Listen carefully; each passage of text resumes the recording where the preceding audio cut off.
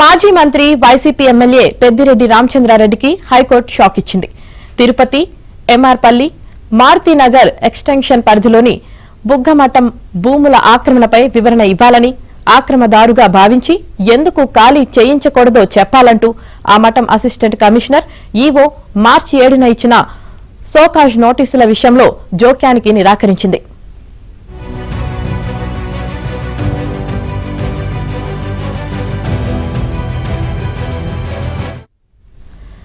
2.38 ఎకరాల విషయంలో యాజమాన్య హక్కులు నిరూపణకు పెద్దిరెడ్డి వద్ద ఎలాంటి దస్తాలు లేనందున నోటీసులు నిలువరిస్తూ మధ్యంతర ఉత్తర్వులు ఇవ్వలేమని తేల్చి చెప్పింది.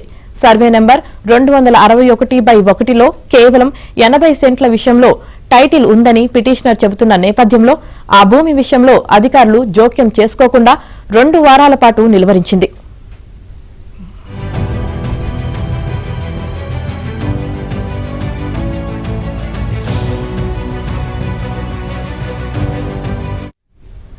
అసిస్టెంట్ కమిషనర్ ఇచ్చిన సోకాజ్ నోటీసుకు వివరణ ఇచ్చేందుకు గడువును పొడిగించింది.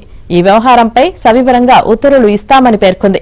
2.38 ఎకరాల బుగ్గమఠం భూముల ఆక్రమణపై వారం రోజుల్లో వివరణ ఇవ్వాలని, విఫలమైతే ఆక్రమదారుగా భావించి ఎందుకు ఖాళీ చేయించకూడదో చెప్పాలంటూ Tirupati Buggamatham assistant commissioner EO మార్చి 7న పెద్దిరెడ్డికి సోకాజ్ నోటీసు ఇచ్చారు. ఈ నోటీసులను సవాల్ చేస్తూ పెద్దిరెడ్డి అత్యవసరంగా హైకోర్టులో పిటిషన్ దాఖలు చేశారు. ఈ వ్యాజ్యాన్ని న్యాయమూర్తి లంచ్ మోషన్ గా విచారణకు స్వీకరించారు.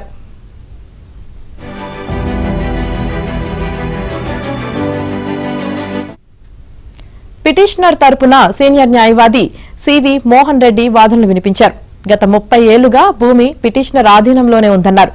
రిజిస్టర్డ్ సేల్ డీడ్ ద్వారా భూమిని కొనుగోలు చేశామన్నారు. సోకాజ్ నోటీసును రద్దు చేయాలని కోరారు. రాష్ట్ర ప్రభుత్వం బుగ్గమఠం తరపున అడ్వకేట్ జనరల్ దమ్మాలపాటి శ్రీనివాస్ వాదనలు వినిపిస్తూ 2.38 ఎకరాల భూమిపై హక్కులు నిరూపణకు పిటిషనర్ ఎలాంటి ప్రాథమిక ఆధారాలు కోర్టు ముందు ఉంచనందున సోకాజ్ నోటీసు విషయంలో జోక్యం చేసుకోవద్దని కోరారు.